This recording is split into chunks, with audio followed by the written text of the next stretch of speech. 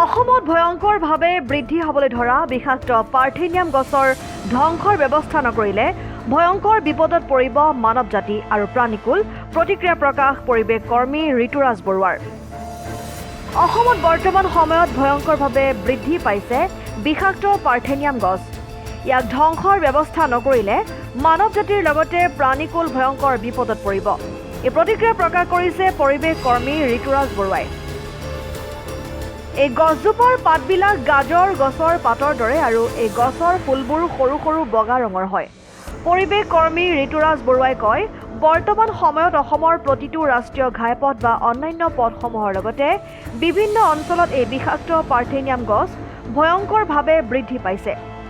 এই মানৱ জাতিৰ লগতে জীৱকুলৰ বাবে অতি ভয়ংকৰ। এই উদ্ভিদবিধ অসমৰ থলুৱা প্ৰজাতিৰ উদ্ভিদ নহয়।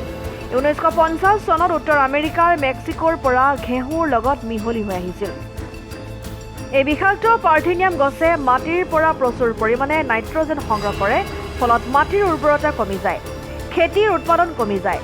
মানৱ জাতি এই বিষাক্ত পাৰ্থেনিয়াম গছজোপাৰ সংস্পৰ্শলৈ আহিলে বা ইয়াৰ ফুলৰ ৰেণু বতাহত উৰি শ্বাস প্ৰশ্বাসৰ মাধ্যমেৰে মানুহৰ দেহত প্ৰৱেশ কৰিলে জ্বৰ, এলাৰ্জি, কাহ, ব্ৰংকাইটিছ, ছালৰ বিভিন্ন ৰোগ বা ডাৰ্মাটাইটিছ আদি বিভিন্ন জটিল ৰোগত আক্ৰান্ত হ'ব পাৰে। ঘৰচীয়া জীৱ জন্তু বা বনৰীয়া জীৱ জন্তুৱে এই বিষাক্ত পাৰ্থেনিয়াম গছ খালে বদহজম, জ্বৰ হৈ মৃত্যু হ'ব পাৰে।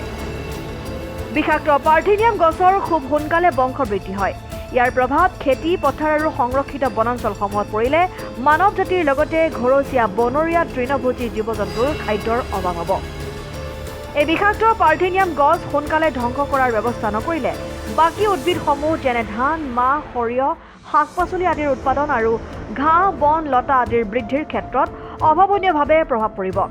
তেতিয়া মানৱ জাতিৰ খাদ্য আৰু তৃণভোজী জীৱ জন্তুৰ খাদ্যৰ অভাৱ হ'ব। এই গছবিধ ফুলাৰ পিছত ভুলতো কাটিব নালাগে। কাটিলে ইয়াৰ গুটিসমূহ সিঁচৰিত হৈ ইয়াৰ বংশবৃদ্ধি মাত্ৰা অধিক হ'ব। এই গছবিলাক ফুলাৰ পিছত উঘালি এক বিশেষ স্থানত জ্বলাই বা নিমখ দি ধ্বংস কৰিব পাৰি। ইয়াৰ বাবে ৰাইজৰ সহযোগিতাৰ প্ৰয়োজন হ'ব। গতিকে এই বিষাক্ত পাৰ্থেনিয়াম গছবিলাক সমগ্ৰ অসমত ধ্বংস কৰাৰ কাৰণে অসমৰ মাননীয় মুখ্যমন্ত্ৰী ডক্টৰ হিমন্ত বিশ্ব শৰ্মা কৃষি বিভাগৰ বিশেষজ্ঞসকলৰ লগত আলোচনা কৰি ব্যৱস্থা গ্ৰহণ কৰিবৰ বাবে আবেদন জনোৱা হৈছে।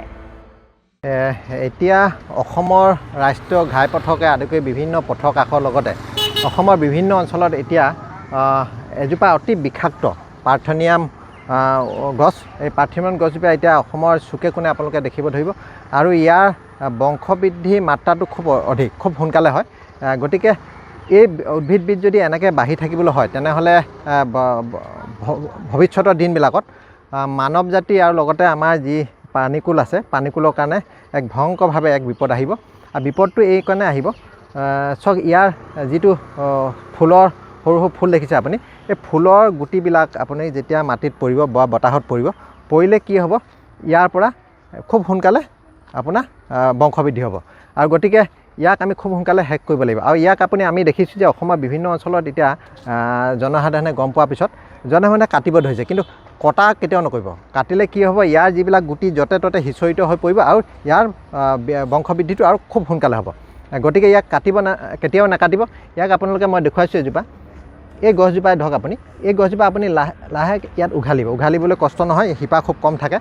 এই গছজোপা আপুনি এনেকৈ উঘালি পেলাই ইয়াক আপুনি ভাঙি পেলাব পাৰে। ইয়াত ভাঙিব লাগিব, ধৰক 2-3 ভাগ কৰিব আপুনি, কৰি পেলাই বিশেষ জেগাত আপুনি ইয়াক হয়তো জ্বলাব লাগিব, নহ'লে ইয়াত কি হ'ব, আপোনালোকে নিমখ মিছল কৰা পানী অলপ ডাঠকৈ নিমখ মিছল কৰি ইয়াক বিভিন্ন চাজিব। আৰু নহ'লে আপুনি কি কৰিব লাগিব, এটা যদি কাৰণ এজোপা গছ কৰিবৰ কাৰণে সহজ হ'ব, কিন্তু যদি সৰহ সংখ্যক হয় তেতিয়া কি হ'ব, আপোনাৰ এইখিনি এটা ডাঙৰ গাঁত খান্দি পেলাই তাত পুতিবলৈ আৰু মাটিৰ প্ৰলেপটো দিব লাগে। মাটিৰ প্ৰলেপটো হ'ল কি আপোনাৰ প্ৰায় 4-5 ফুটৰ তলত পুতিব লাগিব, তেতিয়াহে ইয়াৰ গুটিখিনি গজালি ওলাব নোৱাৰিব, তেতিয়া গুটিখিনি পচি যাব। গতিকে ইয়াত আমি সংস্পৰ্শলৈ আহিলে বিশেষকৈ মানুহৰ হ'ব কি, আপোনাৰ প্ৰথমে এলাৰ্জি, কাহ, জ্বৰ, তাৰপিছত আপোনাৰ ব্ৰংকাইটিছ, তাৰপিছত আপোনাৰ কি হয়, এই অনবৰত চুই থাকিলে আমাৰ খেতিসকলে যদি চুই থাকে, চুলে কি হ'ব, আপোনালোকৰ ছালত বা হাতত সৰু সৰু ফোঁহা বা গুটি উঠি পেলাই তাত খজুতি হ'ব, খজুতি হৈ বাঢ়ি যাব। আৰু তাৰপিছতে হ'ল কি, আমাৰ ঘৰচীয়া জীৱ জন্তুসকলৰ কাৰণে কি হ'ব, যিসকলে তৃণভোজী আমাৰ জন্তু, সেইসকলে যদি ভুলক্ৰমে যদি জন্তুবিলাকে এইবোৰ খালে কি হ'ব, বদহজম হ'ব। আৰু বদহজম হোৱাৰ পিছত আপোনাৰ জ্বৰ হ'ব, জ্বৰ হোৱাৰ পিছত আমাৰ গৰু বা ছাগলীবিলাকৰ মৃত্যু হ'ব। গতিকে এনেকৈ বাঢ়ি থাকিবলৈ হ'লে কি হয়, ইয়াৰ বংশবৃদ্ধিটো খুব যিহেতুকে সোনকালে হয়, ইয়াত যিবোৰ ঘাঁহবিলাক কিন্তু নাইকিয়া হৈ যাব, কাৰণ বাঢ়িব নোৱাৰিব। গতিকে আমি ৰাইজক আহ্বান জনাইছোঁ যে আপোনালোকে ইয়াক সোনকালে এক বিশেষ পদ্ধতিয়ে ইয়াক ধ্বংস কৰাৰ ব্যৱস্থা কৰিব। আৰু বিশেষকৈ আমি চৰকাৰক আহ্বান জনাইছোঁ, আমাৰ মাননীয় আমাৰ মুখ্যমন্ত্ৰী, জনপ্ৰিয় মুখ্যমন্ত্ৰী হিমন্ত বিশ্ব শৰ্মালৈ আমাৰ আহ্বান যে তেখেতে আমাৰ কৃষি বিভাগৰ বিশেষজ্ঞসকলৰ লগত আলোচনা কৰি ইয়াক কিদৰে ধ্বংস কৰিব পাৰে, খুব সোনকালে এক বিশেষ ব্যৱস্থা যাতে তেওঁলোকে গ্ৰহণ কৰিব, এক ব্যৱস্থা লৈ যায়। আৰু আমিও বিশেষ কাৰ্যসূচী ল'ম। আমি খুব সোনকালে আমি আলোচনা কৰি আছোঁ। আমাৰ তিনিচুকীয়া বিধানসভা সমষ্টিৰ জনপ্ৰিয় বিধায়ক তেখেতৰ লগতো আমি আলোচনা হৈছে যে আমি তিনিচুকীয়াত বিশেষকৈ আমি আৰম্ভ কৰিম। গতিকে তেখেতেও কথাটো আমি উল্লেখ কৰাৰ পিছত তেখেতে খুব গুৰুত্ব সহকাৰে লৈছে, আৰু লৈ পেলাই আমি কৰা এক বিশেষ ব্যৱস্থা আমি কৰিম ৰাইজৰ সহযোগিতাত। কি বুলি কোৱা হয় ইয়াক বিশেষকৈ ৰাইজৰ বাবে আৰু এবাৰ কৈ দিব? বিশেষকৈ ইয়াৰ গছজোপা নাম হ'ল কি, অতি বিষাক্ত এই গছজোপা পাৰ্থেনিয়াম গছ। আৰু অসমত আমাৰ অসমীয়াত যদি ক'বলৈ হয় এজোপা গাজৰ গছ বুলি কয়, কাৰণ গাজৰ গছ সেইকাৰণে কয়, আপোনালোকে যদি পাতটো দেখুৱায়, পাতটো মানে গাজৰ গছৰ নিচিনা।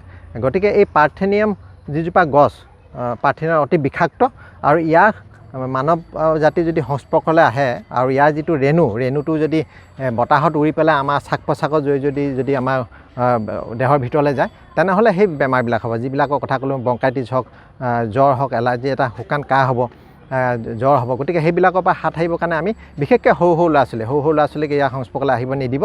আৰু দ্বিতীয়তে জীৱ জন্তুৰে বিশেষকৈ আমাৰ বদহজমৰ পৰা আদি কৰি জ্বৰ হ'ব আৰু বমি হৈ পেলাই জীৱ জন্তু মৃত্যুমুখত হ'ব পাৰে।